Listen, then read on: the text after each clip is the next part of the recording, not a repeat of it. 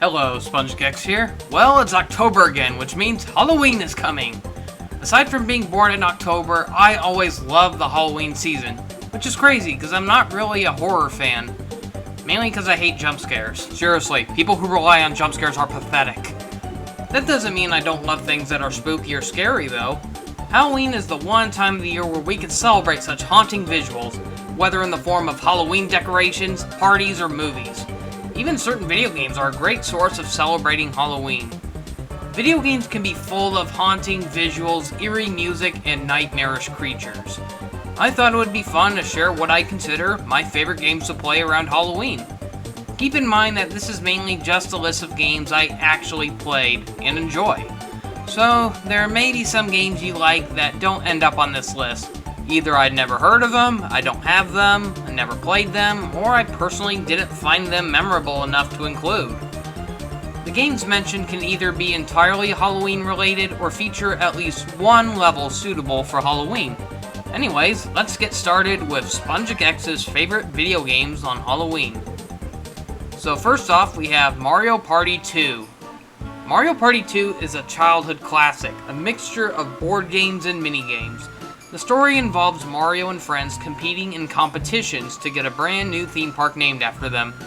The characters compete across many districts of this Disneyland-esque theme park, each with its own themes. Unlike other entries in the Mario Party series, each character gets their own costume that matches the theme of the world they're currently in, whether it's a pirate, an astronaut, or a cowboy.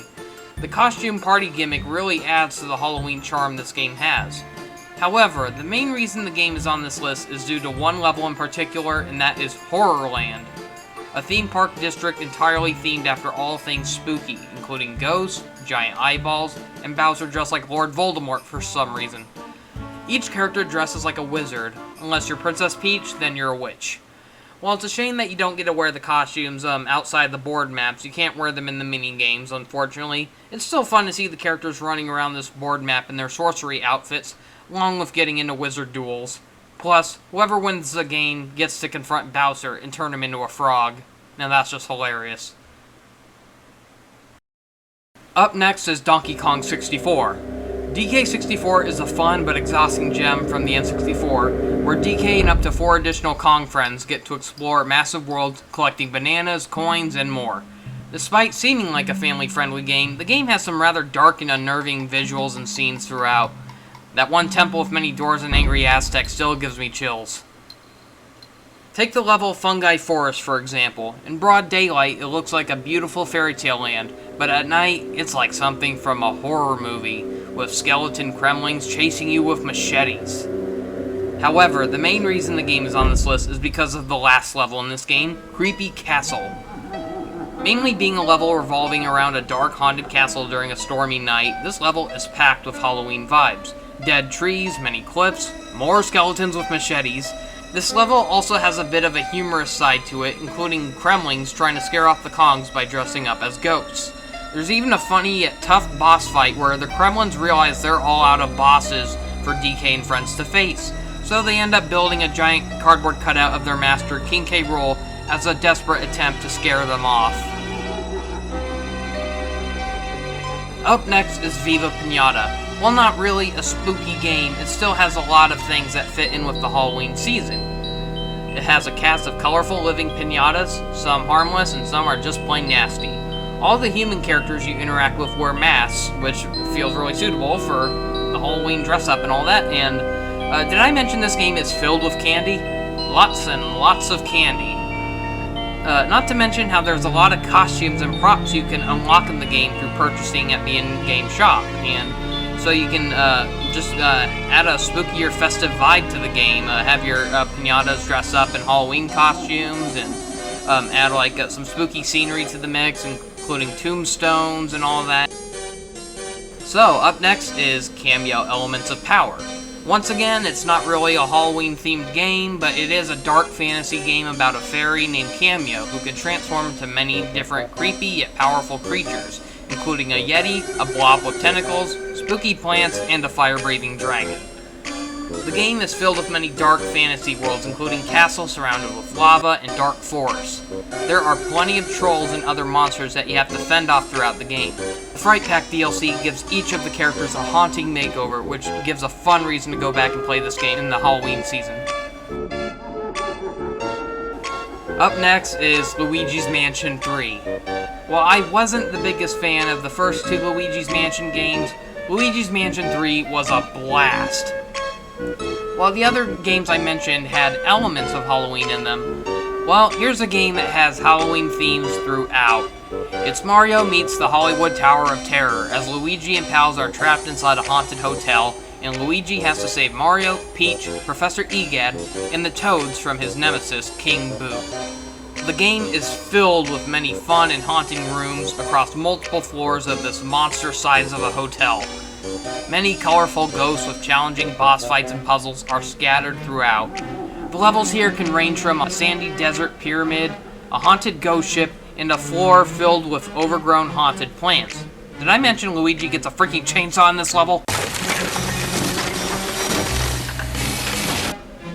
Unfortunately, the game does not feature a replay mode for revisiting past boss fights, puzzles, and other story moments, so you'd have to start a new save file to re-experience the game from the beginning. Kind of a shame, but on the bright side, this game does have an online co-op multiplayer mode where you and other players have to work together to hunt down all the ghosts in the mansion. It is a great side feature, and it's always fun to go back to. Next is Sonic Heroes and Shadow the Hedgehog. So with Sonic Heroes, we start off with the levels Hang Castle and Mystic Mansion. Sonic Heroes is overall a cheesy platformer starring Sonic, Tails, and Knuckles as they form a team along with 3 other playable teams of 3, as they use teamwork to progress through the game's levels. During the 6th chapter of each character's story mode, the teams wander across a haunted world full of ghosts. In Hang Castle, the characters go up and down and all around these spiraling towers, as they run into the switches that turn everything upside down. In Mystic Mansion, the teams get locked inside a haunted mansion and need to find a way to escape. The level is filled with more haunted foes and some challenging death traps and puzzles throughout. In Shadow the Hedgehog, we get another spooky-themed level that feels identical to the haunted worlds from Sonic Heroes. In this level, Shadow is heading towards a haunted castle to get a Chaos Emerald that lies deep inside it, as a default mission. But he can abandon the mission to take a light path or a darker path. The darker path has him teaming up with Dr. Eggman to lighten up these giant torches for some reason, as a defense mechanism. Yeah, I don't get it either. While the heroic path has him assisting Amy as she tries rescuing her friends Cream the Rabbit and Cheese the Chow, who are deep inside the castle and got lost. Whichever path Shadow takes, the level is still full of gothic scenery with its giant castle, flying alien wyverns, red goo, death traps, and ghosts everywhere. Shadow the Hedgehog may not be everyone's favorite Sonic game, but it still delivered a fun successor to the spooky-themed levels that were introduced in Sonic Heroes. Up next is Grabbed by the Ghoulies. How great is it that many of these Halloween-themed games and levels I mentioned can all be found within Rare Replay on Xbox One? Well, the scariest thing about Grabbed by the Ghoulies is likely how poorly the game sold, as it was Rare's first game after being bought by Microsoft. The game itself is a very underrated gem, and the perfect Rare game to play in October. It's basically Luigi's Mansion, but with a strategic beat-em-up gameplay mechanic throughout. You control a cowardly boy named Cooper, who adventures into the Von Ghoul Manor after his girlfriend Amber gets, well, what the title says. While the game is passed off as an E-rated game, the game has many spooky and creepy vibes throughout. While most of the monsters and ghouls you face are quite silly, some of them are very uncomfortable to be around. One of the most disturbing creatures being the Grim Reaper, who appears when you fail a mission requirement. Just one touch and you are dead. Sometimes it is possible to outsmart or evade the Grim Reaper and progress, but good luck with that. How is it that the E-rated Rare game has the scarier Grim Reaper and the M-rated one from Rare has the sillier Grim Reaper? Well, how many Grim Reapers have you met before, mate? What am I supposed to look like? More on that later. As silly as the villain Baron Von Ghoul is, he is without a doubt the creepiest part of this game. As if kidnapping children wasn't low enough, he even ties them up and decorates them around his mansion. Even his bedroom has pictures of them mounted on his wall, all tied up. This Waluigi lookalike has serious Stranger Danger vibes that no other monster in this mansion can compare to. Despite all the creepiness in this game, it's still a really fun beat-em-up game. It feels so good to smash up his mansion, his minions, and himself as you fight to rescue Cooper's girlfriend and rescue the other trapped kids. Too bad we never got that sequel we were teased. An online co-op sequel would have been amazing. Kingdom Hearts 1 and 2. Kingdom Hearts is already a fun and crazy crossover where you team up with Disney favorites Donald Duck, Goofy, and other Disney heroes to fight off these creepy shadow creatures called the Heartless. If any levels suit the Halloween theme the most, it is, of course, Halloween Town, based on Tim Burton's The Nightmare Before Christmas. Sora, Donald, and Goofy get some gothic redesigns to blend in with the creepy-looking citizens of Halloween Town. In the first Kingdom Hearts, Sora gets to team up with Jack Skellington, meet Sally and Dr. Finkelstein, and take on Oogie Boogie and his troublemaking minions Lock, Shock, and Barrel. We get to explore the town square, the graveyard, Curly Hill, and Oogie's Manor, before it gets destroyed and gives us no way to revisit it. I can never forgive Square for that. While Halloween Town is definitely one of the most unique levels in Kingdom Hearts 1, with its darker looking atmosphere, many fans of the film were likely left wondering, where's Christmas Town? Well, luckily for us, Square Enix was saving the discovery of Christmas Town for its sequel, Kingdom Hearts 2. In the sequel, we get to explore an oddly shrunken down version of Halloween Town. Seriously, what happened to Curly Hill? That thing was a mountain in the first game, now look at it! But in exchange, we get to break out of the Halloween Town and step into the hinterlands and discover the door to Christmas Town. The Heartless threaten to ruin Christmas, and it's up to Sora and the gang to stop them and save Christmas. Hard to say which version I like better. I personally like the one in Kingdom Hearts 1 a little better due to how much bigger it was, but I feel like Kingdom Hearts 2 captured the look and feel of the movie a lot better. I just wish it didn't feel so small in comparison. That was a problem with Kingdom Hearts 2 in general for me. I felt like a lot of the levels, aside from the Pride Lands, were just way too small, especially compared to Kingdom Hearts 1. Well, at least Kingdom Hearts 3 made the levels big again. Maybe a little too big for some levels. And okay, we're down to the last two games on this list. So up first is one of my personal favorites to especially play around Halloween or any time in general, and that is Banjo-Kazooie. The game already has a story worthy of being a Halloween tale, where an ugly witch named Gruntilda kidnaps a young bear named Tooty and wants to use a machine to trade Tooty's beauty with Grunty's ugliness. Just the game over screen alone is enough to frighten children into showing what would happen if our heroes actually lost. Our story begins with a slow but friendly heroic bear named Banjo and his loud and incredibly rude bird friend Kazooie, who lives in his backpack. The unlikely pair adventure through a creepy witch-shaped lair and adventure through many bizarre realms hidden deep within. These levels contain bizarre locations like a dark swamp, but the one level that stands out is Mad Monster Mansion. As strange as it is for there to be a haunted mansion deep within a witch's lair, the fact that this level is believed to be Gruntilda's favorite holiday home is what makes it even more bizarre. It's like she escapes to this place to relax. The mansion itself has many rooms of creepy paintings that may have skeletal monsters hiding deep within them that will burst out and try to eat you. There's even a bunch of green glowing ghosts, skeletons, creepy whipping tentacles, and a talking toilet. There's a giant hedge maze that looks easy to get lost in, along with a church inside a graveyard. The tombstones will grow limbs and eyes and start chasing you down. The inside of the church is massive, with oversized seats and a giant organ with a giant ghost hand playing music. Even the entrance to this level is kind of dark and eerie looking. Also, you get turned into a pumpkin at one point. Personally, I think this is my favorite game to play around Halloween or any time in general. It's just my all-time favorite game. So before I go on with the last game on this list, I must give a warning. The next game on this list is from an M-rated title. It contains very violent and disturbing images and visuals throughout. So to wrap up this Halloween list, let's talk about Conker's Bad Fur Day. At first glance, Conker seems like a kid-friendly game like Banjo-Kazooie, even being made by the same company, Rare. However, Conker is nothing but a game that makes fun of those kid-friendly tropes and flips them over with an M-rated edge. This game is filled with bloody violence, naughty language, Why is it everybody's so offensive around here? sexual references, Conker, honey, fancy going for a bounce? A bounce? Okay. Now this is what I call a platform game. Toilet humor, and anything that can make an oversensitive soccer mom faint. The game is basically an M-rated Alice in Wonderland-like story, where a squirrel named Conker wakes up lost from a massive hangover and tries finding his way back home to his girlfriend, while coming across a lot of rude and offensive characters and getting into one bad situation after another. Conker is mostly a comedy game made for laughs. However, there are a few times where the game stops being funny and tries to disturb players with legit horror. There's already an entire level where Conker is one of the only survivors in a World War II-like setting, where he's hunted down by Nazi teddy bears called the Teddies. There are times where you're not sure whether to laugh or be terrified of these guys. Really, that's incredible. And what if you were to give this game to, say, 20 intelligent people? I mean, what would that do? Let's face it, what would it do? Really, that's interesting. What the f*** is that bloody squirrel? Quick, get the character! Hey, today!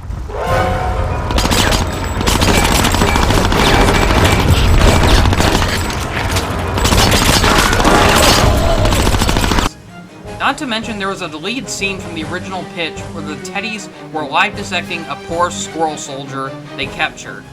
There's also the poor little girl they experimented on and turned into a literal puppet for a monster weapon they invented. Do you know what your daughter did?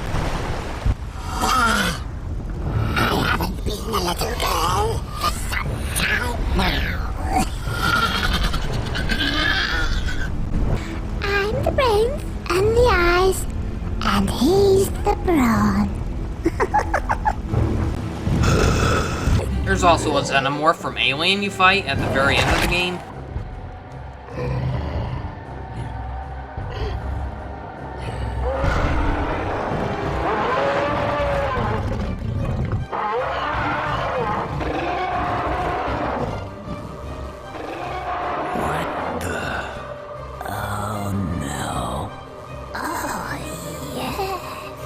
However, the main reason this game is on this list is because of Chapter 7, the Spooky Chapter. The Spooky Chapter is filled with many creepy things. It contains evil China dolls, a Grim Reaper, ghosts, vampires, zombies, skeleton worms, and worst of all, bloody catfish. I don't bloody believe it. They've got fish versions of the little bastards now. Come here. I'll show them. Oh, it's the little f***s again. Conker's Bad Fur Day has two different versions of the game. There's the original N64 version, which can also be found on Rare Replay, and the remake on Xbox, which can also be played on Xbox One and Xbox Series S, Xbox Series X. You can buy it digitally, so yeah, it's great to be able to play both versions of those games for a very low price. So I'm going to include the Xbox version of this on this list because the original game is great, but I feel like Live and Reloaded did a much better job at making this level more unsettling and fitting the haunted vibe it was originally going for. So, most of Conker's Bad Fur Day takes place during the day, hence the name Bad Fur Day. One point in the game, after a mishap with a talking barrel, Conker gets knocked out and wakes up in the middle of the night and finds a new opening to explore. Thanks to the barrel, in the remake, Conker sports a Van Helsing outfit for this chapter for no clear-cut reason, but it kinda gets the job done, I guess, since he's gonna be hunting down a lot of horrifying creatures during this part. As Conker adventures through a new tunnel, Conker gets himself trapped in due to a rock slide and has no way of going back. He sees a river beneath him slowly turn into a river of blood. In the original version, the entrance to the horror chapter didn't look as scary. It was just a simple river at nighttime. But the remake amped it up by adding an abandoned medieval town-like setting with empty buildings, evil China dolls running around, and the river being stained with blood, along with vampire statues. And heck, if you look closely, you can even see, like, on the ledges, there are, like, these bloody marks that look like hands that were trying to climb out. Either the water was pulling them away, or maybe something in the water was dragging them down to their death. You know, it's like, yeah, it's just a lot darker in this game. All this attention to detail that's so easy to go by. I even already made a video about a video series called Video Games Worth Taking Your Time, where I went a little further into the hidden details you can find in Conker. and there were definitely more details hidden in the remake than there were the original. After opening a gate to pass through a graveyard, Greg the Grim Reaper lets Conker know about a rich ancestor of his who lives at the mansion far beyond the graveyard. Greg warns Conker that the place is flooded with the undead. As a Grim Reaper, Greg can't stand the thought of the dead living, and gives Conker a shotgun to fight off the scary squirrel zombies.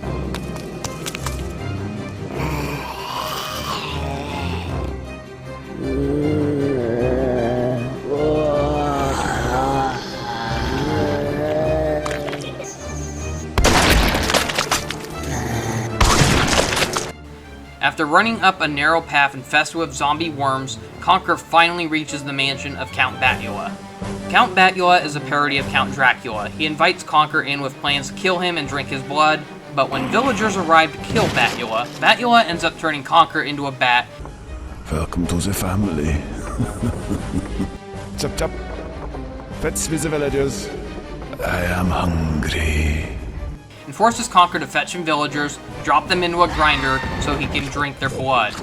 After a tedious mission of killing many villagers, Batula ends up drinking too much of their blood, causing the rope he was hanging from to snap, and leading to his bloody demise as he falls straight into the grinder. Pretty messy stuff.